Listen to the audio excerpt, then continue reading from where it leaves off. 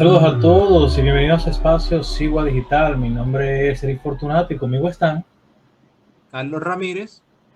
Y Pamela Frías. Pamela. ¿Qué se ha movido hoy? ¿De qué nos vamos a reír? Bueno, no sé si se enteraron, pero una tierna muchachita de 16 años, residente de Villa Tapia, planificó un autosecuestro con su novio y unas cuantas personas más, a los fines de obtener de su familia la friolera suma de 350,000 pesos, porque como una muestra de amor eterno, ella quería ayudar a su novio a comprarse un carro o a pagar el inicial de un carro, no sé realmente, pero el caso es que esos 350,000 pesos eran para el novio y resolver el tema de su carro. Si no me quieren así, porque no me quieran entonces.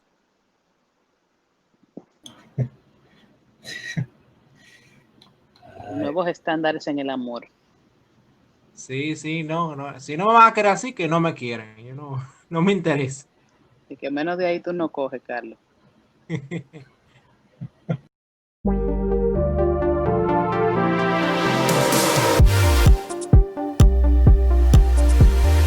Saludos a todos y bienvenidos a República 21.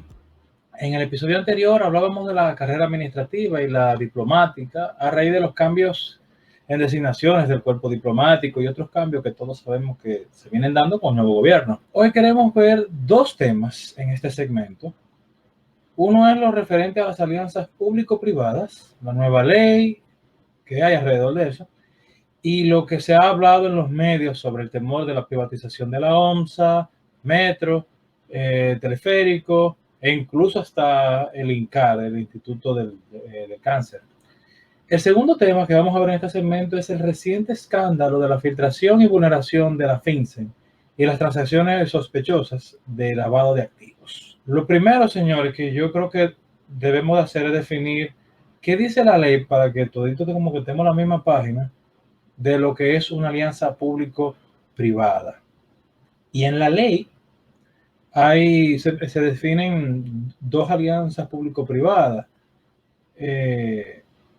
La primera que sería la que es, digamos, con un fin de lucro, un contrato, un proyecto con cualquier institución privada, y dice así: la alianza público-privada es el mecanismo por el cual agentes públicos y privados suscriben voluntariamente un contrato de largo plazo, como consecuencia de un proceso competitivo para la provisión, gestión u operación de bienes o servicios de interés social, en el que existe inversión total o parcial por parte de agentes privados, aportes tangibles o intangibles por parte del sector público, distribución de riesgo entre ambas partes, y la remuneración está asociada al desempeño conforme a lo establecido en el contrato.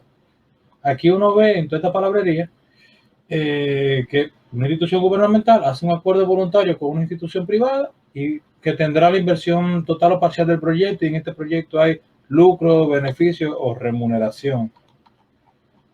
Hay otra alianza público-privada que era sin fines de lucro, y se entiende por alianza público-privada sin fines de lucro a la vinculación de personas jurídicas de derecho público y organizaciones sin fines de lucro, nacionales o internacionales, de cooperación y desarrollo, para realizar actividades de colaboración en la prestación de bienes o servicios de interés social, cuya finalidad es fomentar el desarrollo social del país.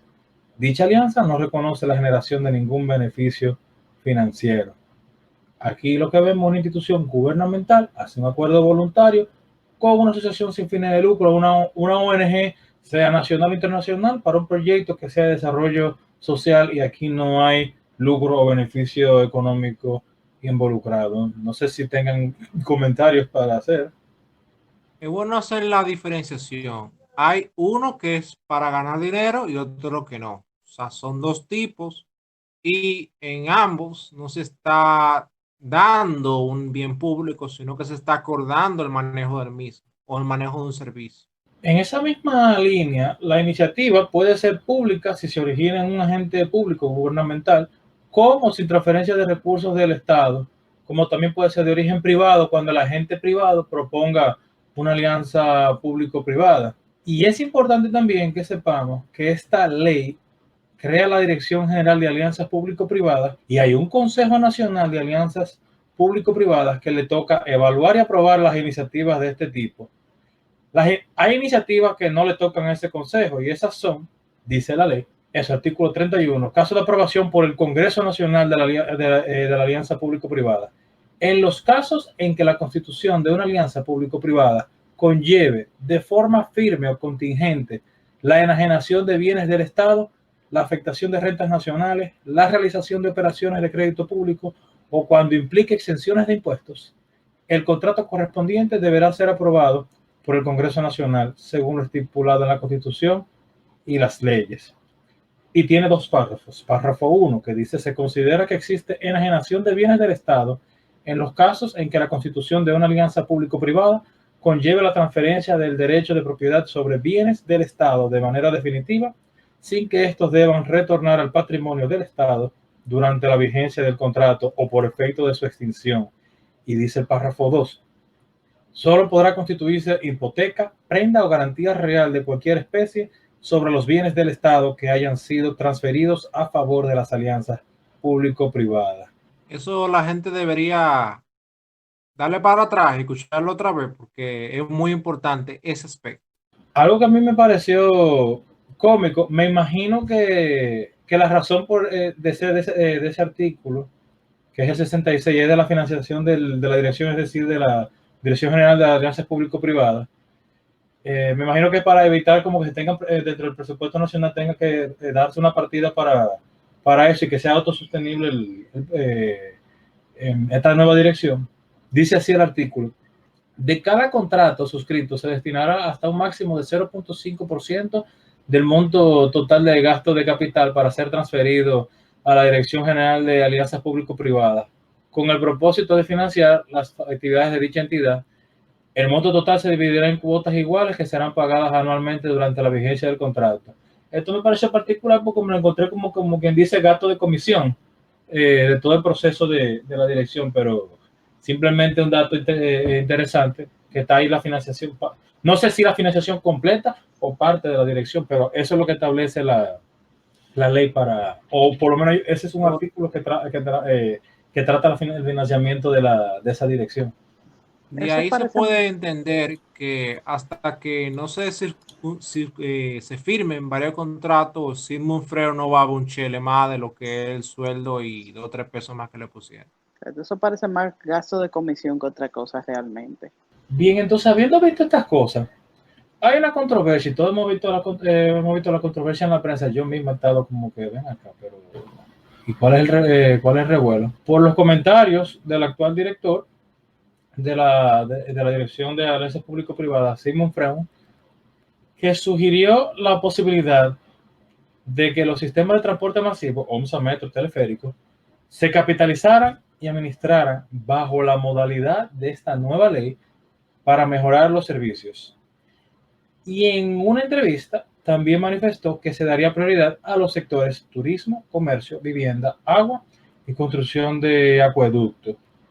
Entonces la gente estaba vuelta loca y sin idea, diciendo que van a privatizar los sistemas masivos de transporte y que entonces se va a dañar todo el proceso y no sé qué, se va a alterar todo y la gente y como que ha habido como que todo eso. Entonces, como se ha hablado en los medios de privatización y en las entrevistas y las veces que ha hablado el director, ha dicho de que se quiere que se capitalice y mejorar la administración y hacerlo a través de alianzas público-privadas.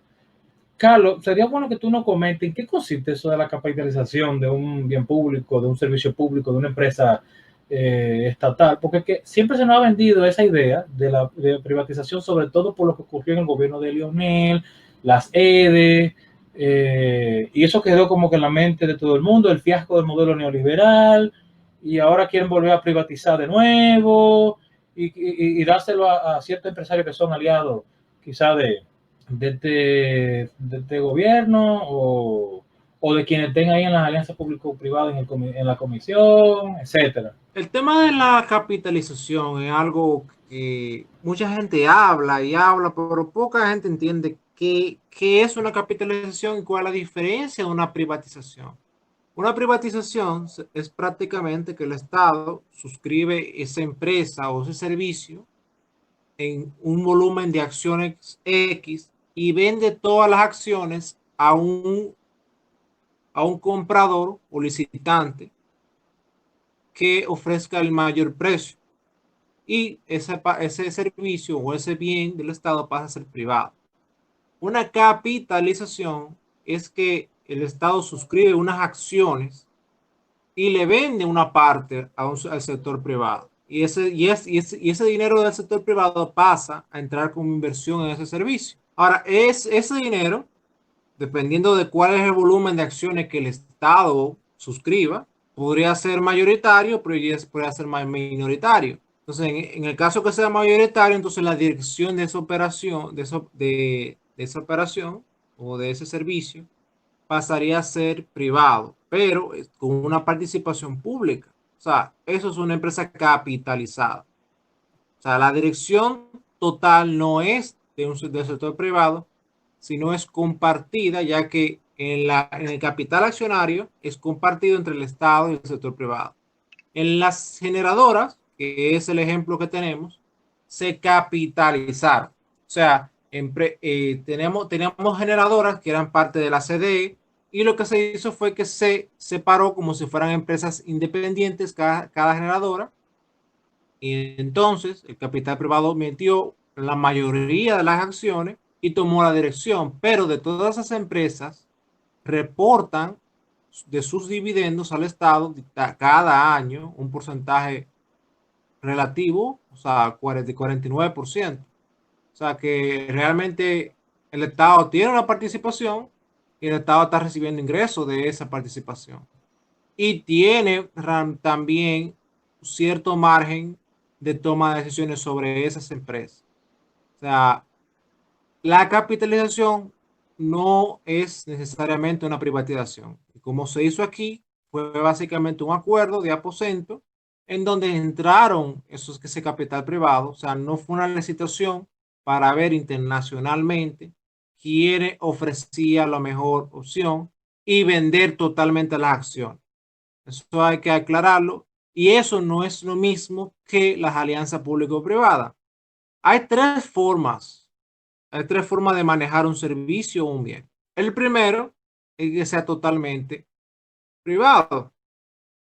El segundo es que sea de la propiedad del Estado, pero el Estado cediéndolo por un tiempo. Eso es lo que se llama concesión, que es lo que se ha utilizado con los aeropuertos. Lo que se hizo con los aeropuertos fue concesión.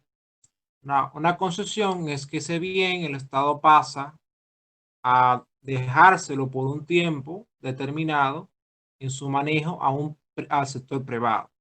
Ese bien sigue siendo público, pero hasta cierto tiempo el Estado tendrá que renovar el contrato o ese bien pasa a ser otra vez manejo del Estado. Ese es el segundo renglón. El tercer renglón es el manejo público o empresa pública, que es cuando el Estado tiene el bien público, lo maneja.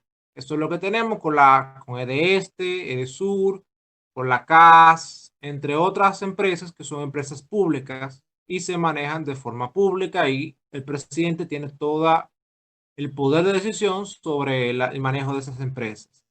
También ahora se agrega un nuevo renglón, que es las alianzas público-privadas. Las alianzas público-privadas, a grosso modo, son un híbrido entre concesión y manejo público.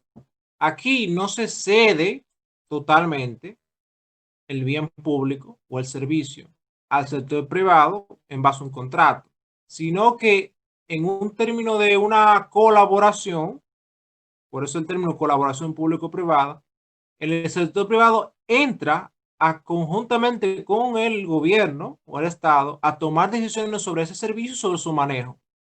Entonces, el Estado tiene el bien y tiene poder de decisión, pero el sector privado entra con nuevos capitales, más recursos para mejorar ese bien, invertir en ese bien y a la vez tener una forma de reducir imperfecciones que ocurren mucho en el sector público y a la vez llevar mayor transparencia y seguimiento del sector privado de ese bien público. Sí, de hecho lo veo como una forma de transicionar precisamente para eso, para que se den mejores los servicios, para que todo se administre mejor y así el gobierno pues se encarga de lo que se tenga que encargar y con lo que no puede cargar pueda pasarlo y pueda trabajar con alguien que sí puede hacerlo. Porque sabe, Sí, y hay que dejarlo claro. Una alianza público-privada no es una privatización. El que afirme eso no conoce la ley ni conoce los procedimientos que define la ley.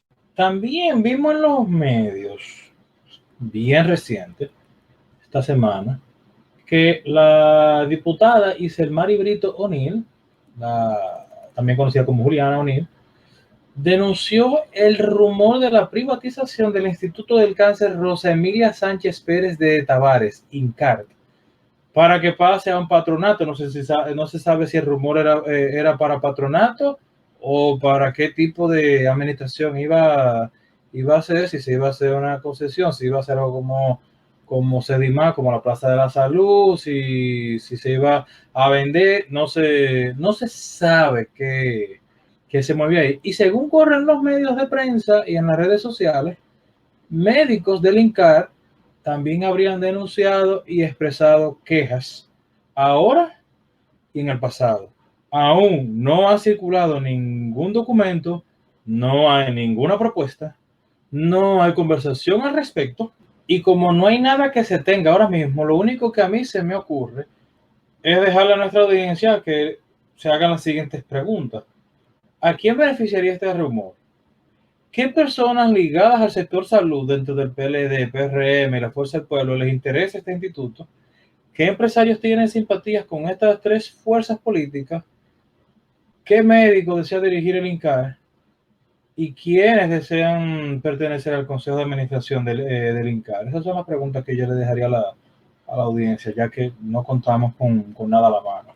¿Tienen algún comentario, Carlos, al respecto? Bueno, evidentemente eso parece que fue una bola de humo de algún médico que sabe que si se maneja por alianza público-privada eso lo van a votar, me parece. Entonces ahora, Pamela, háblanos del escándalo de los FinCEN. No sé, Eric, si recordarás que hace 4 años se destapó el escándalo de los papeles de Panamá. En esa ocasión se revelaron archivos de fondos depositados en paraísos fiscales secretos, en el cual también se utilizaban compañías que eran constituidas en dichos paraísos fiscales. Recientemente estalló el escándalo de los papeles de FinCEN, que esto es una filtración de documentos correspondientes a la agencia federal dependiente del Departamento del Tesoro, de unos 2.500 documentos de la Unidad de Investigaciones Financieras de los Estados Unidos, mejor conocida como FinCEN, la cual básicamente es la unidad de análisis o de investigaciones financieras de los Estados Unidos. En estos documentos se exponen las operaciones de lavado de billones, o sea, miles de millones de dólares en todo el mundo a través de grandes bancos que servían como bancos corresponsales. Antes de entrar un poco más en el tema, para nuestros oyentes que quizás no están relacionados con el término, un banco corresponsal es aquel que ofrece servicios bancarios a otro banco, que es el banco representado. O sea, básicamente es una corresponsalía o hace gestiones por un banco que no tiene presencia o sucursales en un país determinado. Los servicios que ofrece incluye manejo de efectivo, transferencias internacionales, compensación de cheques, cambios de divisas, entre otros. Volviendo al tema del escándalo de FinCEN, la mayoría de estos documentos obedecen a SARS o lo que se conoce en español como ROS, que son reportes de operaciones sospechosas remitidos por los bancos a las autoridades financieras en un periodo de 17 años, es decir, entre 2000 al 2017. Es preciso señalar que los ROS no necesariamente se refieren a los delitos ni constituyen pruebas de delitos. De hecho, en legislaciones como las nuestras, los ROS no pueden ser utilizados como medios de prueba, pero sí te pueden dar un indicio de alguna actividad ilícita que se esté llevando a cabo. ¿Cómo funciona esto? Los bancos, o no solamente los bancos, los que son sujetos obligados, tanto financieros como no financieros, hacen dos tipos de reporte. Uno es el RT, que es reporte de transacciones en efectivo, que son transacciones, pueden ser legales o ilegales, pero básicamente cualquier transacción que sobrepase el umbral de los $15,000 para el caso de República Dominicana es considerada una transacción posible de ser reportada como transacción de efectivo, que permite a la entidad financiera o a la superintendencia de banco, a cualquier órgano regulador, ver el flujo de capital que pueda tener una persona o una empresa. Esto no necesariamente es una operación sospechosa, sino que simplemente te indica una operación que pasó del umbral. Ahora bien, de hecho, es interesante que tú mencionas y explicas esto, porque hablando con otro abogado y comparando, por ejemplo, el marco legal que tenemos de lavado de activos, algo que tiene Estados Unidos es que, así como tú decías, que no puede ser usado para ningún tipo como de persecución, no sirve como evidencia. Lo que hace Estados Unidos cuando, por ejemplo, porque uno ve series y ve cosas y como que investigan muchísimo y dan con el palo y que dan con fulano de tal, pero no siempre es así. Y lo que hace Estados Unidos, y no sé si lo harán con los ROS o si los ROS les sirven para eso, es que te ponen una lista negra para que nadie negocie contigo. O sea, cuando no encontraron como una evidencia para poder culparte de algo, si tenías suficiente indicio, te ponen una lista negra. Pero creo que nosotros no contamos con ese marco legal. Pero, o sea, eso es lo que ellos hacen cuando ellos no llegaron a encontrar nada. No sé si lo que tú acabas de explicar va por eso mismo, pero me pareció oportuno hacer el comentario precisamente por ese dato de que ellos, cuando no te encuentran algo, te ponen una lista negra que impide que otros que otras personas, que otras entidades hagan comercio contigo. Un ROS no necesariamente implica que te vayan a poner en una lista negra, pero eventualmente, si el banco por X, Y o Z o ve un comportamiento anormal en el cliente, pudiera perfectamente decidir no continuar llevar negocios con esa persona o con esa entidad. ¿Cómo funcionan los ROS entonces? Lo primero que hay que tener en cuenta es que un ROS no necesariamente es por un monto elevado. Algo tan sencillo como que tú, un ejemplo, vayas a solicitar un préstamo a un banco y el oficial que te está asistiendo ve que tú, por ejemplo, al momento de que él te solicite pruebas de quizás respaldo de cómo tú vas a pagar ese préstamo, tú te pongas a la defensiva, o si hay algo que no cuadra en tu expediente, puede ser que te lleve a eso. O sea, si tú, un ejemplo, una persona que, un ejemplo, reportas ingresos por 50,000 pesos y te quieren embarcar un préstamo de una cantidad exorbitante y tú dices, sí, yo tengo los fondos para pagarlo, y después cuando te piden el soporte de esa prueba, tú no tienes cómo justificarlo, pudiera generarte un ROS. O, por ejemplo, que tú tengas ya un préstamo y lo sales de manera anticipada, sin ningún tipo de justificación. O sea, hay una serie de factores, muchas veces hasta de transacciones que no necesariamente se llevan a cabo y que pudiera generar un ROS. Las filtraciones de estos documentos, ¿qué implica? Esto afecta no solamente la seguridad nacional de los Estados Unidos, porque estos documentos son de carácter confidencial y muy sensible. Ningún banco, ninguna entidad financiera o ningún sujeto obligado en general le notifica al cliente cuando reporta una operación sospechosa por razones evidentes. Esto no solamente compromete la seguridad nacional, sino que también investigaciones y amenaza la seguridad de las entidades y las personas que presentan esos informes, porque ya, por ejemplo, si se sabe que, un ejemplo, el Bank of America estaba reportando una persona que está ligada a actividades de narcotráfico y esa persona dice, bueno, yo normalmente voy a la sucursal X, el oficial de cumplimiento fulanito de tal, y ya yo tomo represalia contra esta persona. O sea que eso es algo sumamente delicado.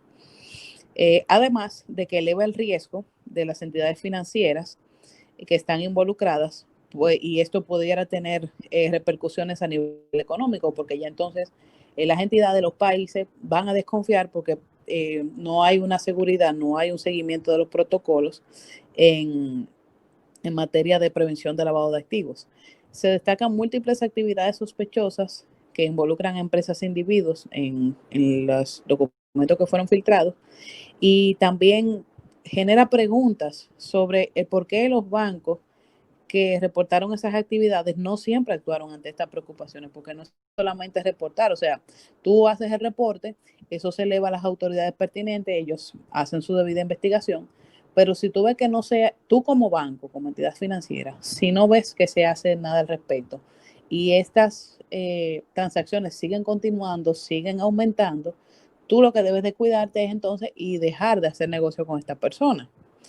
Conforme a una publicación que hizo el BBC el 21 de septiembre del presente año, se revelaron datos sensibles de múltiples entidades como el HSBC, que ya hace un tiempo se encontraba en la mira por no llevar los protocolos de cumplimiento en materia de lavado y financiamiento de terrorismo, ni de hacer las debidas diligencias de los clientes. Este banco en particular permitió a estafadores mover millones de dólares de dinero robado por todo el mundo, incluso después de enterarse por boca de investigadores estadounidenses de que ese dinero provenía de estafas.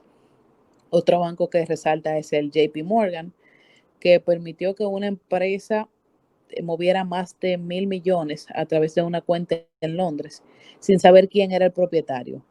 Más tarde, el banco descubrió que la compañía podría ser de un mafioso que se encontraba en la lista de los 10 más buscados del FBI. Parece que todavía son chévere todavía, parece ser.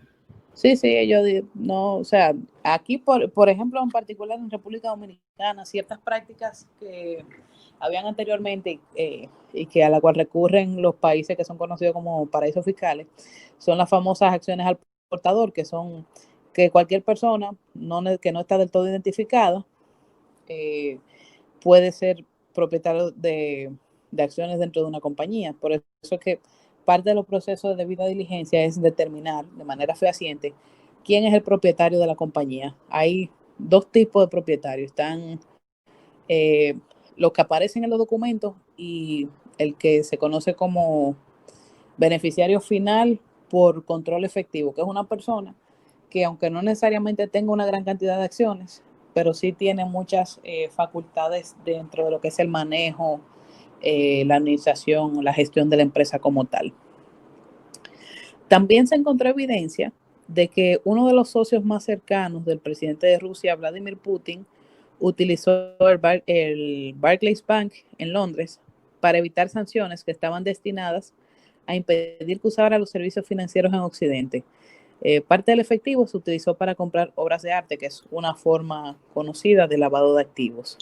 Diría que cualquier parecido con la serie de televisión que la audiencia tenga como preferencia es mera coincidencia. No, uno se ríe, pero es verdad, o sea, el lavado de activos tiene la fabulosa capacidad de que hay muchas formas de tú encubrir los fondos, o sea, adquiriendo bienes que no se aprecian tan fácil, como por ejemplo obras de arte, inmuebles, vehículos. Por eso es que en los últimos años las legislaciones de lavado han establecido límites en cuanto a las transacciones de efectivo. Ya, por ejemplo, aquí en República Dominicana, si tú quieres comprar un apartamento valorado en 3 millones, el propietario, la agencia o quien sea que esté en la transacción, el vendedor, no te puede recibir más de 1 millón de pesos en efectivo. El resto del dinero tiene que ser pagado vía transferencia o cheque, o sea, tiene que ser un dinero que se encuentre en una entidad bancaria, que se supone el banco hizo la debida diligencia de dónde vienen esos fondos y que te puede certificar, no, mira, esta persona iba ahorrando una cantidad X todos los meses, su perfil cumple con la característica y sí, este dinero salió de aquí. Diferente a una persona que te da un saco con 3 millones de pesos que tú no sabes de dónde lo sacó.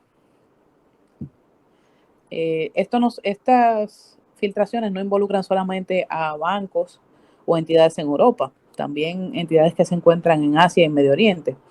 En ese sentido, el Banco Central de los Emiratos Árabes Unidos ha sido acusado a través de, o eso se ha manifestado en estos papeles que se han filtrado, no actuó ante las advertencias sobre una empresa local que estaba ayudando a Irán a evadir sanciones. Como sabrán, lo que es Irán y Corea del Norte tienen sanciones. Ningún país, ninguna persona puede hacer negocios con nacionales de estos países por las sanciones para evitar que estos fondos sirvan a la proliferación de armas nucleares. Eso está raro, eso está raro. Dicho sea de paso, han habido muchos casos en esta parte del mundo de nacionales iraníes que están ligados al régimen del ayatollah y se nacionalizan para no llamar tanto la atención, como eso es una nacionalidad considerada de alto riesgo. Un ejemplo, se vuelve ciudadano de Saint Kitts y Nevis, como hubo un caso de un banquero iraní, se nacionalizó, constituyó una serie de compañías de carpeta, hizo unos negocios de inmobiliarios en Venezuela, y utilizaban a Venezuela como canal para remitir dinero hacia Irán. Entonces, eso es un tema muy, muy espinoso. De que un saludito al panita sabe. ¿Cómo es que se llama el panita de los cuartos Maduro? ¿Cómo que se Alex llama? Saab, creo que es. Tarek William Saab. Tarek Saab, sí, Tarek Saab. Un saludito para ese señor. Tiene que estar bien escondido ahora mismo.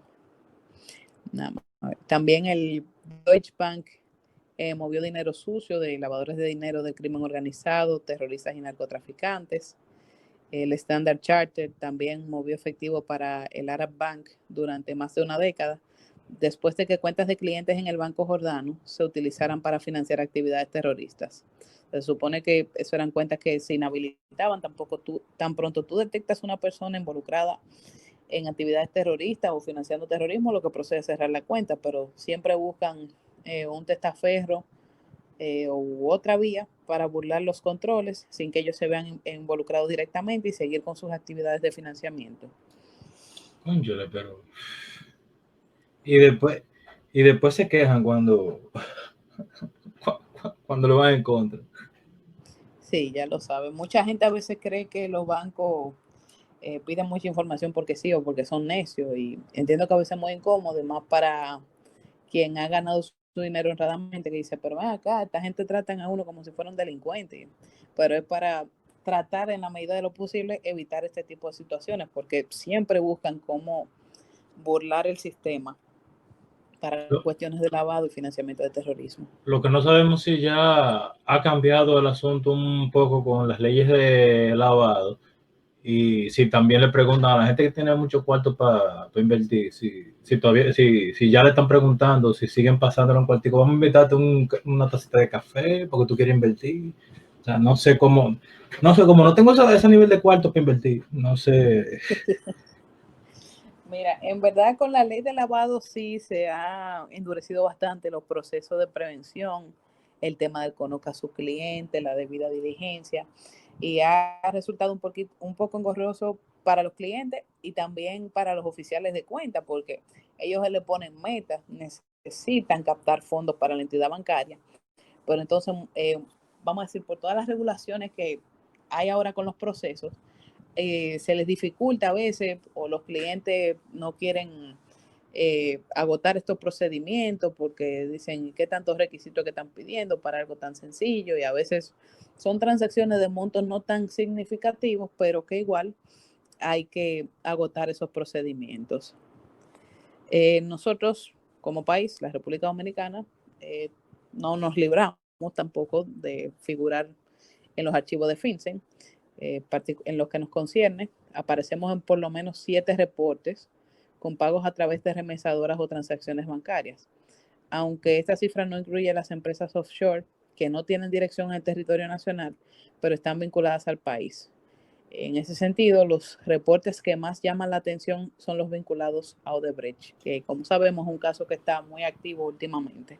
Lo que preguntaría es si hay algo que pueda ser de dominio público, ya sea de Odebrecht o de otras transacciones, o sea, de saber qué está pasando, que nadie lo sabía, que la prensa nunca habló de eso, y si esas transacciones tienen algún impacto económico o algún sector que afecte, por lo que tú decías anteriormente, de la confianza. Esas serían las que como que me dio preguntas como obvias y directas. Bueno, en lo inmediato no creo que represente alguna repercusión a nivel económico, porque ya o sea, el escándalo de Brecht tiene un tiempo, ha generado ciertas situaciones, pero todavía no se ha visto esa afección así, porque hay varios países involucrados. O sea, no afectaría tanto el nivel de confianza a nivel bancario o a nivel económico, pero sí tendría repercusiones a nivel judicial, porque de hacerse de dominio público ciertas informaciones que están ahí, inclusive hasta de casos o de personas involucradas en el expediente Odebrecht que hayan sido archivados, que puedan reactivarse o volver a incluirse en el expediente gracias a esta nueva evidencia que pudieran aportar estas filtraciones. Pero el tema es que para poder hacer eso, aún con eso, sería ya abriéndolo, no tipo Odebrecht, sería, me imagino, que abrir otra investigación aparte, a menos que hayan archivos provisionales, porque recientemente lo que se han dicho es que hay una serie de expedientes que se archivaron definitivamente cuando se habían dicho que se habían cerrado provisional, pero no sé si queden archivos provisionales o si se puede abrir una investigación por otra línea con esas nuevas evidencias. Ojalá que en todo caso sí, porque necesitamos que las cosas se lleven hasta lo último para una cultura más de consecuencia con respecto a la ley. Exacto, y que no continúe esa cultura de impunidad a la cual hemos estado acostumbrados hasta este momento. Pero sí, entiendo que de una u otra forma esos expedientes pudieran volver a abrirse sin ningún inconveniente y si las evidencias son lo suficientemente fuertes y vinculantes. Entonces, en lo que respecta a nuestra legislación, la ley 155/17 sobre el lavado de activos, que vino a derogar la anterior ley de la 7202, que se limitaba más, aunque lo mencionaba de manera vaga y general, pero que se enfocaba más en lavado proveniente del narcotráfico y no así de otros delitos precedentes. Con esta nueva ley se procura evitar que estas situaciones continúen llevándose a cabo. En su artículo 50 específicamente señala que los sujetos obligados financieros, en este caso específico los bancos corresponsales, deben como mínimo implementar con relación a las instituciones financieras con las cuales establezcan una relación de banca corresponsal ciertas medidas, como por ejemplo la recopilación de información suficiente para comprender la naturaleza de las actividades del banco representado y determinar a partir de esa información de dominio público la reputación de la entidad y la calidad de supervisión. No es que solamente, vamos a suponer, el Bank of America dice, mira, yo quiero que tu Banco Popular me sirva de banco corresponsal. Déjame ver el nivel de riesgo que tiene Bank of America. Ellos cumplen con un programa de lavado de activos y financiamiento de terrorismo, porque todo eso va a impactar negativamente, si no lo lleva a cabo, en la confianza que hay a nivel internacional de, por ejemplo, el Banco Popular Dominicano, y también para evitar que este banco estaría siendo utilizado como una forma de lavar activos. Otra de los requisitos es evaluar los controles de prevención de lavado de activos y financiamiento de terrorismo de que disponga el banco representado, la obtención de autorización de la junta directiva o el consejo de administración para establecer la relación de corresponsalía. Debe también documentar las responsabilidades de cada entidad en la relación de corresponsalía, incluyendo aquellas concernientes al lavado y al financiamiento de terrorismo. Y con respecto a las cuentas de transferencia de pago a otras plazas, o sea, las cuentas regionales, deben cerciorarse de que la institución de corresponsalía ha comprobado la identidad y del cliente en cuestión y que ha aplicado en todo momento las medidas de debida diligencia con respecto a los clientes que tienen acceso directo a las cuentas de la entidad corresponsal y que faciliten los datos de un cliente cuando éste se le solicite. Eso es muy importante porque, como dije, la identificación en estos casos es primordial. Bueno, de qué marco legal tenemos con el lavado de activos, ya veremos con estos datos si se presentan una prueba, si se pueden tomar las medidas, si tanto gobierno como la banca, como Ministerio Público hacen lo que tienen que hacer, y ya veremos cómo trabajan Miriam y sus procuradores adjuntos con todo esto. Nada más nos queda esperar. Sí, esperemos que sí se lleven a cabo porque una de las cosas que se le señaló a la República Dominicana cuando se le hizo la evaluación del Gafilat en el 2018 es que casi no habían sometimientos de lavado originados de los reportes espontáneos. O sea, los reportes espontáneos son reportes que hacen las unidades de análisis financiero en base a estos ROS o reportes de operaciones sospechosas que emiten los bancos. O sea, si un banco el banco es la primera línea de defensa en materia de lavado de activos. Si un banco te está diciendo, mira, fulano hizo o trató de hacer X o Y transacción, esta transacción es rara por esto, por esto y por esto. Ojo, el banco no necesariamente te va a tipificar. Yo creo que esto es lavado proveniente de narcotráfico o de trata de personas. No, no, no. Sino que simple y llanamente, mira, esta transacción. Aquí está hay algo raro, ve a ver qué. ¿Eh? Aquí hay algo raro, ve a ver qué. O sea, el banco te va a decir que hay una transacción rara, investigate a ver qué es. Exacto, entonces la unidad de análisis financiero investiga de manera más profunda el perfil financiero, las transacciones, si ve algo raro, hace un informe, se le remite al Ministerio Público y de ahí para allá es el Ministerio Público que se encarga. Ellos proceden ya con las otras partes de investigación, sobre todo el trabajo de campo, que no lo puede hacer ni el banco ni la unidad de análisis financiero. Por lo menos no en nuestro caso, porque en República Dominicana esta es una entidad meramente administrativa. Hay otras legislaciones en las cuales la unidad de análisis financiero tiene doble papel, o sea, te hace la investigación, vamos a decir, a nivel administrativo y también tiene la facultad para perseguir como hace el Ministerio Público. Obviamente, ya ellos tienen otros requisitos, tienen otros procedimientos, pero por ejemplo, en nuestro caso, como es algo meramente administrativo, los reportes de la unidad de análisis financieros no pueden ser utilizados como medios de prueba en ninguna instancia, sino que simple y llanamente orientan al Ministerio Público, mira, investigate tal cuenta o investigate tal cosa que por aquí es que anda. Eso que tú mencionabas de los espontáneos, ¿un banco puede ser originario del espontáneo o solamente en la unidad que creo que está en la web? Porque creo que hay una experimental o algo así de espontáneo que está en la UAS, o no sé si esa es la oficina de la unidad de análisis financiero. Pero ¿quiénes pueden hacer esas investigaciones espontáneas y dar esos reportes espontáneos? Esos reportes espontáneos solamente lo hace la unidad de análisis financiero. El banco lo que te hace es el reporte de operación sospechosa y vamos a decir no tiene mayor participación. Obviamente la unidad le solicita más información como perfil del cliente, otras cuentas, otros productos que quizá posea en el banco y puede quizás querer solicitarle documentos de soporte y una que otra cosa, pero el banco en sí no te genera ningún tipo de inteligencia, solamente como que los insumos y ya vamos a decir, los insumos crudos o en bruto, ya la unidad de análisis financiero los refina y se los remite a las autoridades competentes dependiendo de lo que vea. Si es una persona que quizá tiene que ver con un tema de narcotráfico, sea porque tiene antecedentes en ese sentido o por alguna otra razón, se lo puede remitir al Ministerio Público directamente o a la DNCD. Todo va a depender de lo que se vea en esa parte de la investigación. Bien, pues nada, queda esperar. Queda esperar.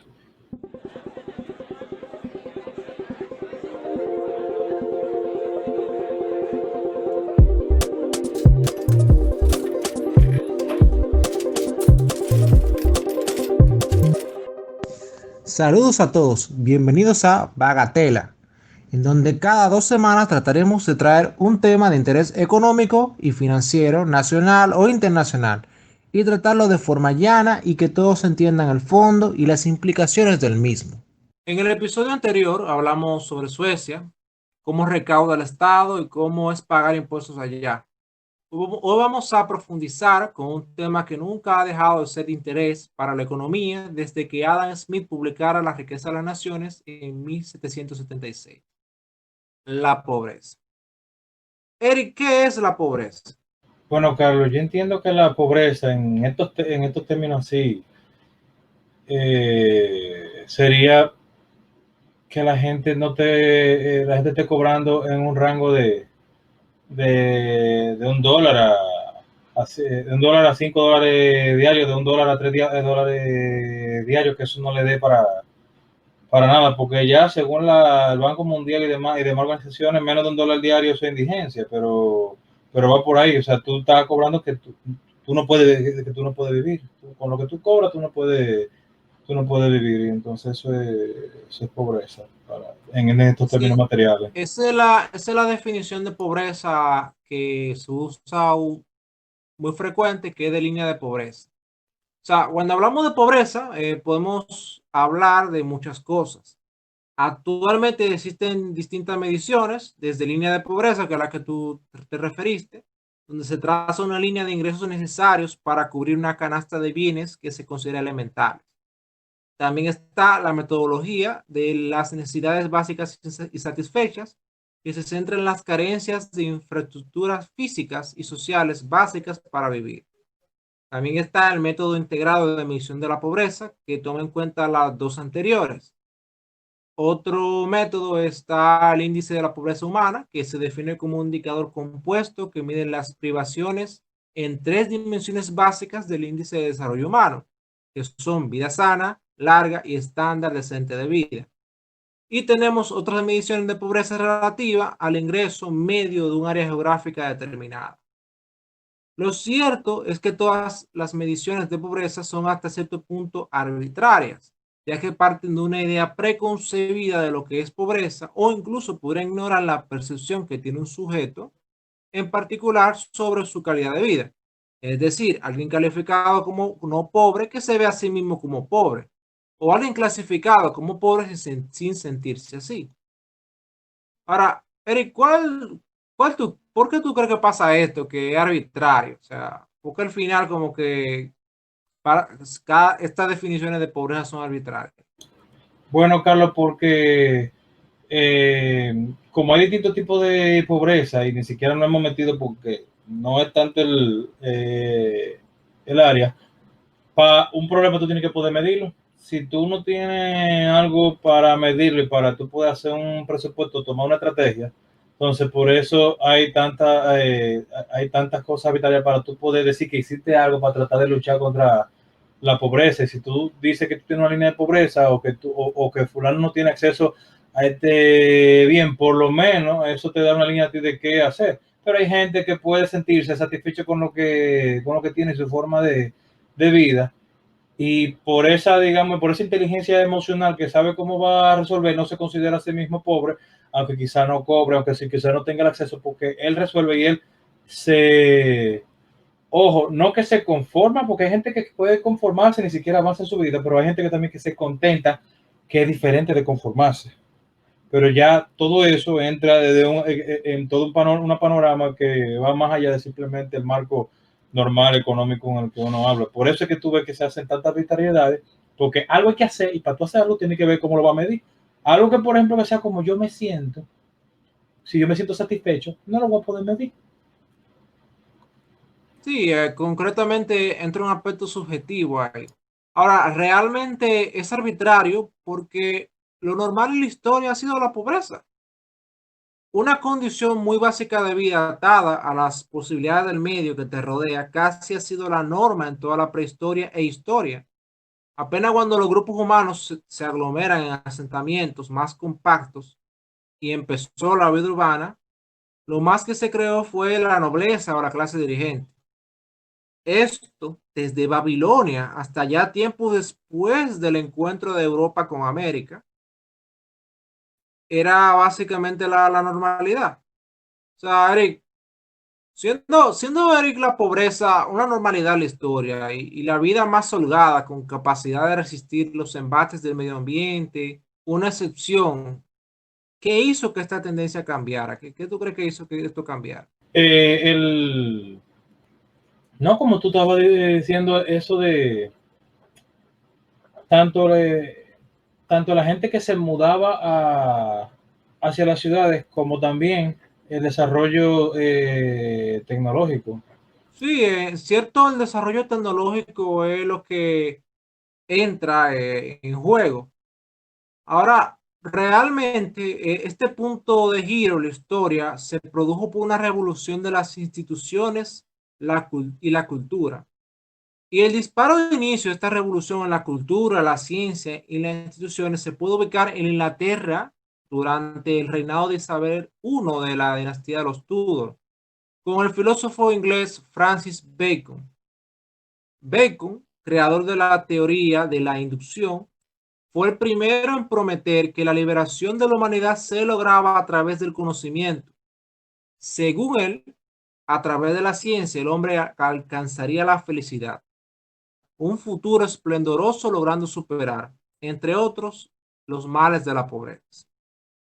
Esta idea de la autoliberación material a través del conocimiento, como apunta el filósofo austriaco Karl Popper, constituyó el chispazo inicial de la revolución industrial inglesa, que en primera instancia fue una revolución filosófica y religiosa. La promesa de Bacon, dice Popper, estimula la empresa y la confianza en sí mismo, alienta a los hombres a depender de sí mismos en la búsqueda de conocimiento y de esta manera independizarse de la revelación divina y de antiguas tradiciones. Bacon fue así el portador, según Popper, del mensaje de la Ilustración que cortó con la creencia cristiana tradicional, según la cual había que esperar la otra vida para disfrutar del porvenir. A partir de Bacon, el lema pasó a ser el clásico dicho de que Dios ayuda al que se ayuda a sí mismo.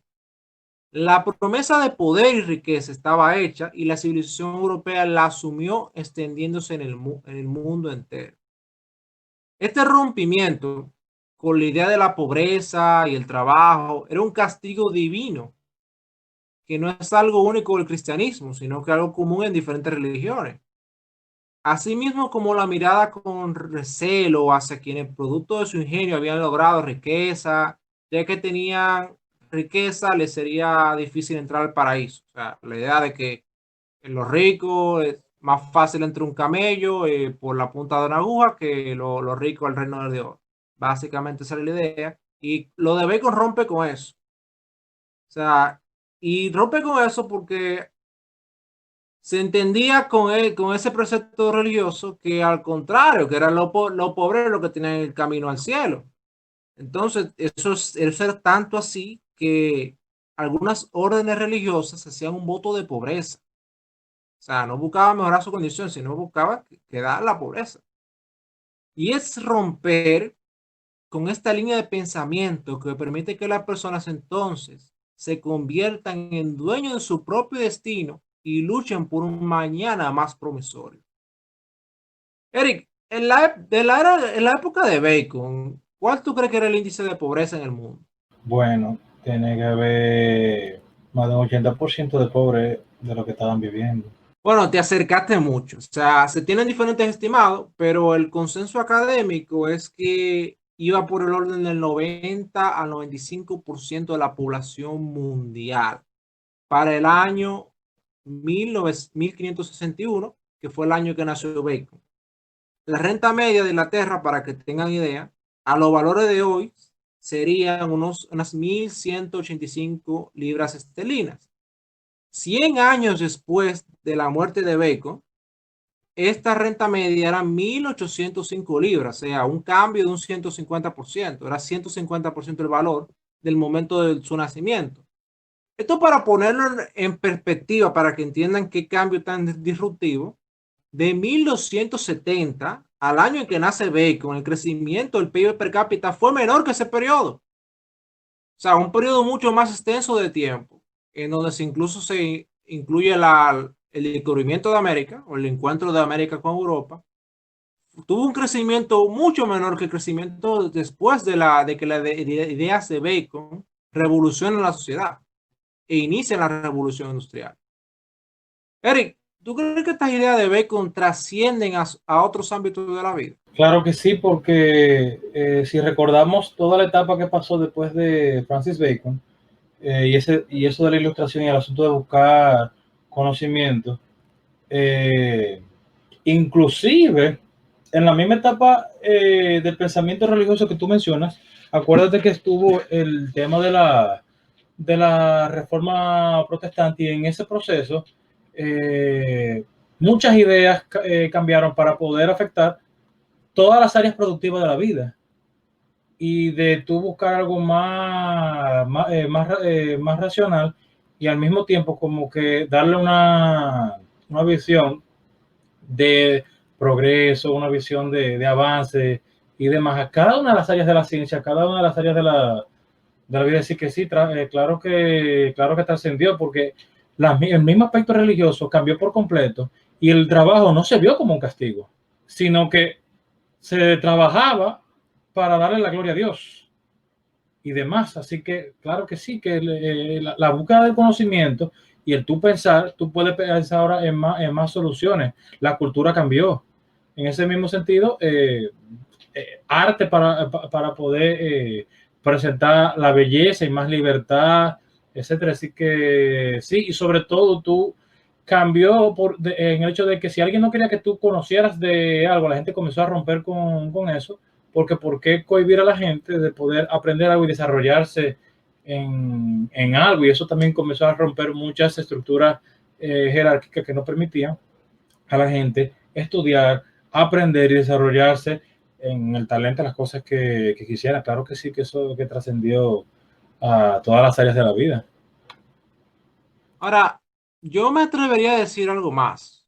O sea, yo creo que sin lugar a dudas, eso de que uno puede convertirse en dueño de su propio destino, me parece que eso milla en el absolutismo de los monarcas.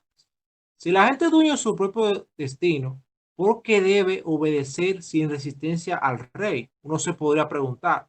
Ahora, uno queda con la duda de por qué esto no se dio en otra nación o no se dio antes. No se dio antes porque eh, hay que ver ahora el índice de alfabetismo. ¿Cuánta gente, cómo la gente aprendía? ¿Quién tenía derecho a educarse? ¿Podían, por ejemplo, todos los hombres, había una X condición para que la gente pudiera tener acceso, dominar el idioma en el que estaban escritas las cosas? Para esos tiempos no todo el mundo sabía leer y escribir, ni todo el mundo tenía acceso, ni siquiera todos los hombres, a leer ni a aprender el idioma en el que estaban escritos los materiales, ni latín, ni griego, ni, ni demás de decir que y tú tenías que aprender lo que te decía que tú aprendieras. Entonces, al tú no tener acceso a tu letrarte, a tu culturizarte y tu pensar, porque tampoco era que tú pudieras pensar mucho diferente de lo que era el pensamiento establecido. Entonces, si tú planteas la idea que planteó Bacon, de que, ok, vamos a aprender, vamos al conocimiento y lo que decía Popper, que decía Bacon, de que tú como que te hagas dueño de que tú trabajes el proyecto de tu vida, eso rompe porque entonces yo quiero hacer tal cosa, pero al rey no le gusta el asunto. Ajá, pero si yo quiero ser un plomero, déjame ser plomero. Ah, no, que tú tienes que servirle al rey en tal cosa.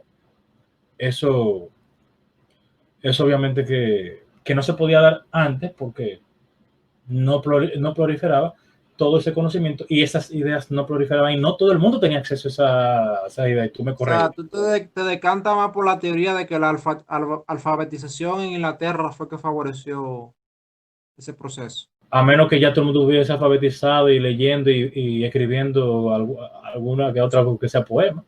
Lo cierto es que hay muchas teorías sobre por qué se dio en Inglaterra y no en otro lugar. Aún se estudia el tema en muchas universidades. Yo mismo creo, me parece que es con el anglicanismo que genera un ambiente que favorece a que se diera esto.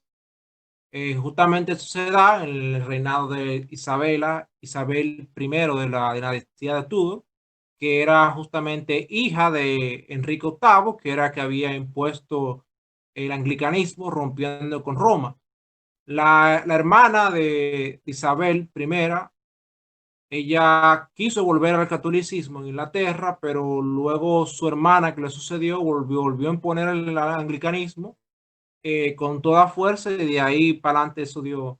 Y justamente el Bacon fungió como intelectual y funcionario de esa administración de la reina Isabel I. O sea, por lo menos yo creo que ese fue el factor influyente. O sea, los Sí, otros lugares, por la influencia de un catolicismo aficiante, realmente quizá habían otra gente que también propusieron lo mismo de Bacon, pero solamente en el anglicanismo que permitió la reina Isabel I, que había más libertad entonces que Bacon pudo florecer, por lo menos esa es mi teoría. Eso todavía hay muchas universidades estudiando el tema.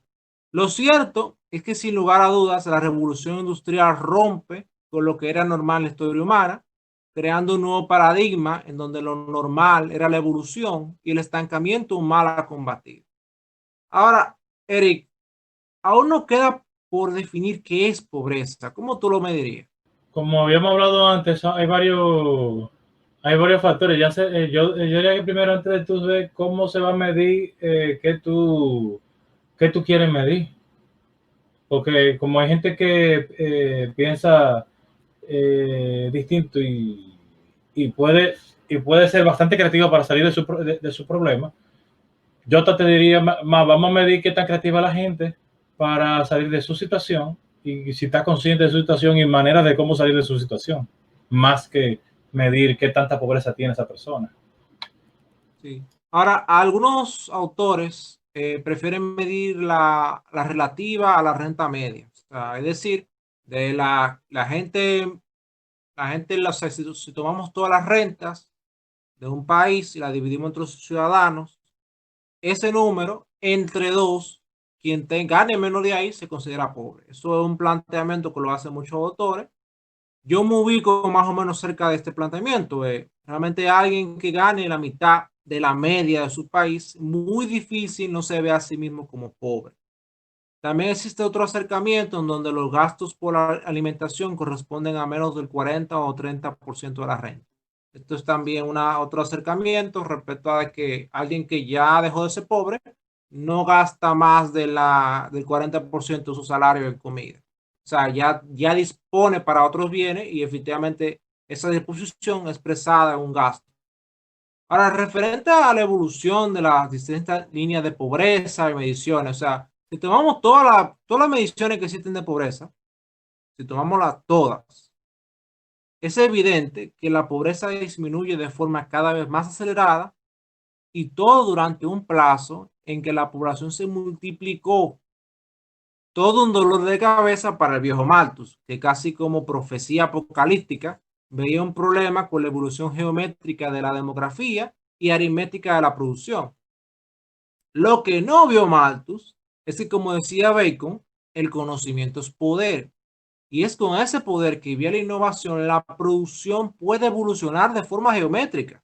Ahora, hay algo que decía Bacon, no sé si era un tipo de analogía o cuento, y era que la serpiente quiere convertirse en dragón. O sea, si la serpiente quiere convertirse en dragón, debe comer sola.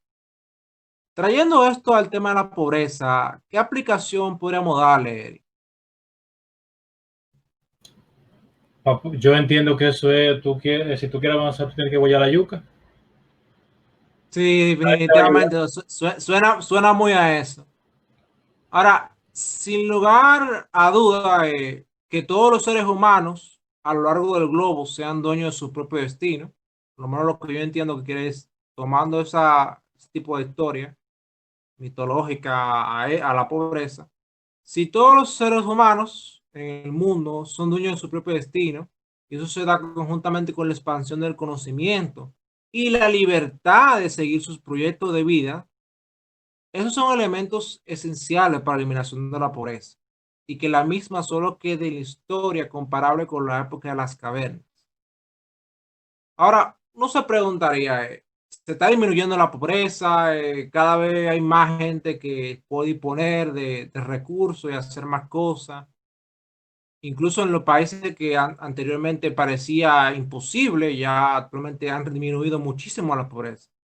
O sea, estamos en un punto de no retorno en el camino hacia la eliminación de la pobreza, o la historia no es tan lineal como parece y todo esto podría estar en peligro. Realmente para la dinámica de progreso social integral del ser humano, estos avances y el asunto de tú estar luchando, cooperando, cada quien dándose cuenta de qué puede hacer con su vida, es una dinámica que va a seguir, vamos a seguir avanzando, pero ni creo que económicamente podamos hablar de un futuro donde esto económicamente se va a poner peor, todo está en peligro del sistema, ni tan promisorio como que okay, le dijimos adiós a la pobreza, porque decirle adiós a la pobreza es decirle adiós a la dinámica de poder salir de la pobreza por cada quien tomar la vida con sus propias manos y trabajar su propio proyecto de vida. Bueno, realmente lo cierto es que nada está garantizado y si la sociedad toma una siesta sobre los logros del pasado, el proceso puede ser inverso. Sociedades que en algún momento se vieron en la opulencia, generaciones después, o incluso solo décadas después, volvieron a la miseria más oprobiosa. Para mencionar casos, en nuestra región tenemos Argentina, donde a finales del siglo XIX el nivel de ingreso per cápita estaba a la par de países como Australia y Estados Unidos. Al día de hoy vive una constante decadencia. El otro caso fue el venezolano, que de ser Caracas una capital de la opulencia, en pocas décadas se convierte en un foco de enfermedades ya eliminadas en los demás países de la región y con una miseria comparable a la de Haití. Ya como decía Francis Bacon, la envidia es un gusano roedor del mérito y la gloria. Y es esta envidia a esta opulencia concentrada en una capa de la sociedad que llevó a ese pueblo a tomar el derrotero en que está, que es producto de adherirse a una promesa de cambio del rumbo político, basado en la envidia. Ante esto, Bacon nos recuerda que en materia de gobierno, todo cambio es sospechoso, aunque sea para mejorar. Y son estos supuestos cambios para supuestamente mejorar que podrían ser los principales enemigos del fin de la pobreza en el mundo. Ay, chichi. Ya lo saben a los que le encanta hacer políticas públicas contra la pobreza. Tengan cuidado que no se le pase la mano, para que no volvamos toditos pobres. Señores, síganos en Spotify, YouTube, iTunes, Google Play Music, iVoox como Sigua Digital. Búscanos en Facebook como Sigua Producciones y en Instagram como Sigua Digital. Danos like, síguenos, compártelo con tus amigos. Visita nuestro portal siguadigital.com, donde también vas a encontrar publicados todos los episodios que hemos grabado. Síguenos en Twitter, @siguadigital. Puedes escribirnos a info@siguadigital.com